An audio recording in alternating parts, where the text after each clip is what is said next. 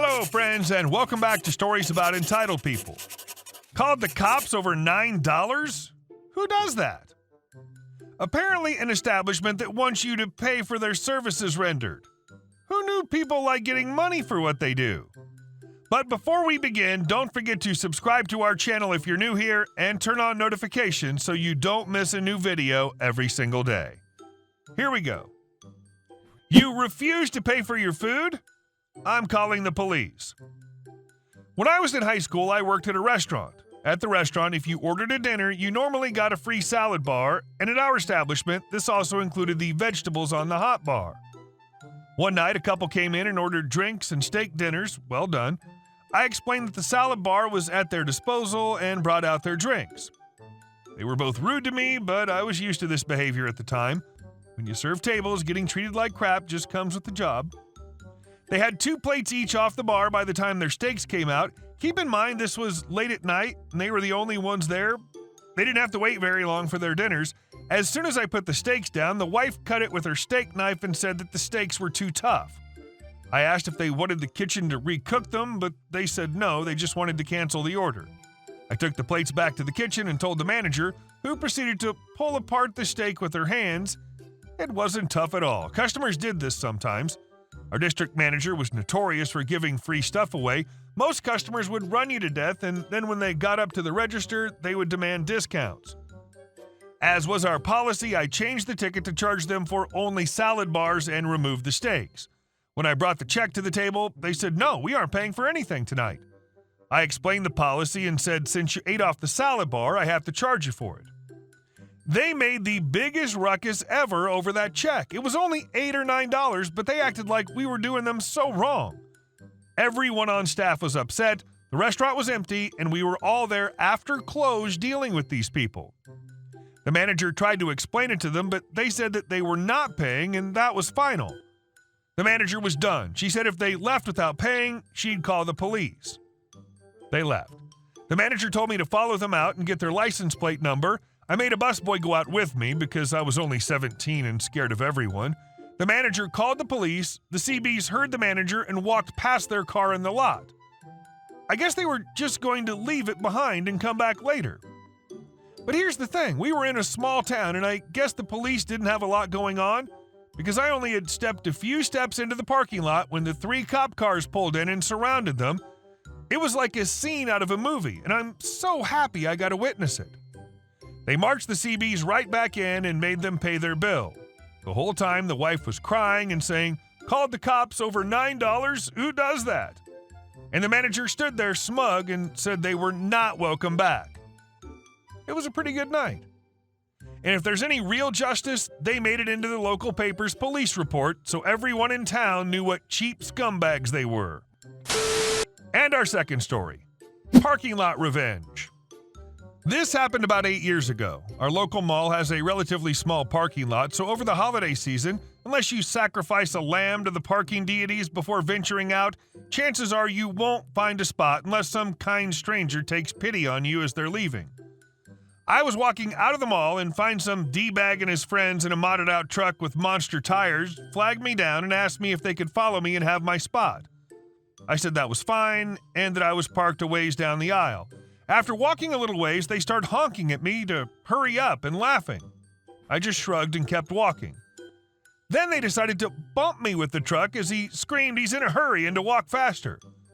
At this point, my patience is done, but I had pretty much reached my car. As I'm looking for my keys in my massive out-shopping purse, the main D-bag said to me, B, I will F you up if you don't get the F out of my way. Yup, done. I get in my car, start backing out, fake a phone call, repark, and get out of my car. I said, oh, sorry, boys. My husband just called and asked me to pick up something else. They started screaming, flipped me off, threw a half-empty beer bottle at my car. A mall security guard came up to me shortly after to ask what was going on, and I said, well, I don't know who they were. They just started following me and shouting rude things. Then they hit me with the truck. They might be drunk because they threw this bottle at me. Our state has a strict no open container law regarding vehicles, so as I was driving off, I saw 3 security guards detaining the jerks, and police were just turning into the lot. They're lucky I didn't make their day worse with a stalking and assault charge the security guard tried to talk me into filing. And our next story. I work here. Yeah, on breaking and entering. Happened to me a few years back. I worked as a junior facility manager at one of the office and conference buildings of our church. I often ran late shifts preparing for the next day. Moving a couple hundred chairs is best done after regular office hours, closing down, lights, windows, etc., and then secure the building for the night. Since I was just in facility management and at late shifts, nobody was there anyway. I usually just wore some black army clothes to work since they're comfortable and robust, as well as army boots, again, comfy and robust, and an old field cap. You won't believe the kinds of dirt you'll find atop some office cabinets and ceiling lamps. There were multiple entries I had to close down at night and take care nobody was left in the building. Finally, I'd made my last round around the building, testing if every door was really locked, since sometimes the locking mechanism wouldn't snap properly. Unfortunately, the building was at the city center, between the town hall and a police station, so it was just a matter of time before I got to know some of my city's finest. So 2 officers are leaving their car when they see some guy in old army clothes pulling vigorously at the doors of the office across the street and feel like investigating. Officer 1, good evening. Might I ask what you're doing here? Me, a bit annoyed. My job. And I'd like to be gone in about 5 minutes, so... Yeah, after an exhausting day, I just wanted to get home and didn't feel like being delayed by anyone. Of course, in hindsight, this was not the best possible answer. Officer 2, well, we'd appreciate it if you'd refrain from doing your work in front of our police station.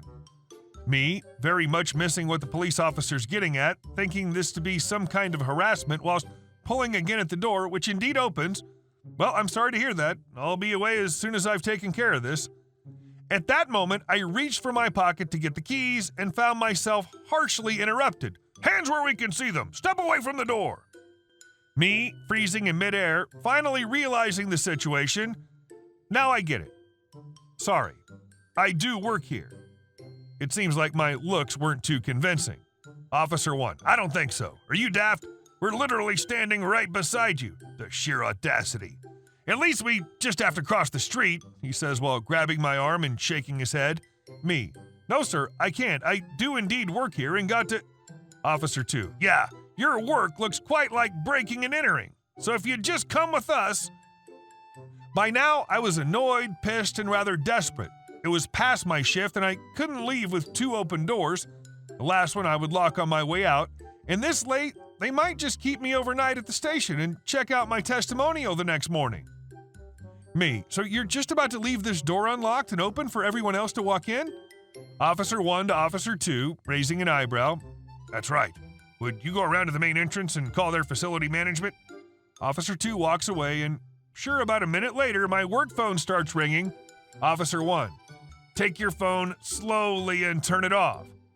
By then, Officer 2 returns, cell phone on his ear, trying to reach anyone as I take mine and end the call. Officer 2, hung up. I try again. Some seconds later, my cell starts ringing again. Me, might I? Officer 1, totally oblivious, just gives me an annoyed nod. He's clearly too occupied by his colleague trying to get someone on the line so we could finally leave, and doesn't put 1 and 1 together.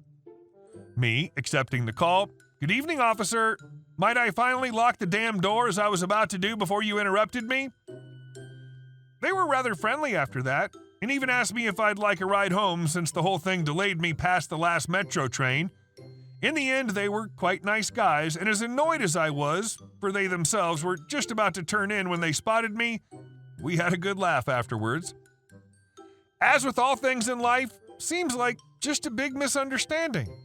Both parties just trying to do their job. At least you got a nice story out of it. And our last story. Strangers refuse to leave my private property.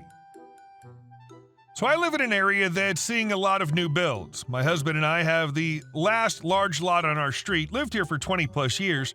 Probably 800 people lived here when we bought our house. Now it's 10,000 plus. It's about an acre and a half. We installed a big play area a few years ago for nieces, nephews, eventual grandkids. It's on the opposite side of our lot, pretty far from the house. There's a path that goes from our second driveway. It's landscaped, and we purchased it from a contractor who was replacing some other park. So I can see how people mistake it as a town park. This happens often that people stop to play, and I usually don't care, but we don't encourage it as we have two giant dogs who will bark at strangers who come into the yard. I put up some blatant signs that say private property and beware of dog. Right now, it's still cold here. It's an early Friday morning, and I open the door to let the dogs out. They stay in the yard and ignore anything outside the yard. The dogs start barking, I hear yelling, I run outside. There's a couple and their kid playing on the playground. I call the dogs back and put them in the house. I go over to apologize and let them know it's not a public park.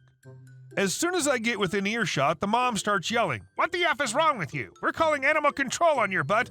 Who lets their dogs just run around a effing park? Get a fence." I hate confrontation, so I get a little shaky. I tell her it's not a park, it's my yard. She says, "Get the F out of here. Get away from us." I point to the signs and tell her that it's not a park, it's our yard, and they need to leave. She starts going on about how it's illegal to leave a play area open. It isn't. And it's illegal to let your dogs off leash in this neighborhood. It isn't. There are almost no bylaws here yet. I tell them again to just leave, and they weren't allowed to be on the property. My dogs are in the big window barking, and her husband's screaming that I should train my effing dogs before they kill someone. They're bred to guard and detain intruders. Historically, we don't train them as guard dogs. This pissed me off more than anything because I'm an irrational animal lover. I called the police. When they saw I was on the phone with the cops, they started shouting about me being a Karen and started getting in their car. Their poor kid was crying, and the woman said, "Watch what happens when you end up on Reddit and we tell people where you effing live." Hey guys, thank you all for watching the video. I'll see you in the next one.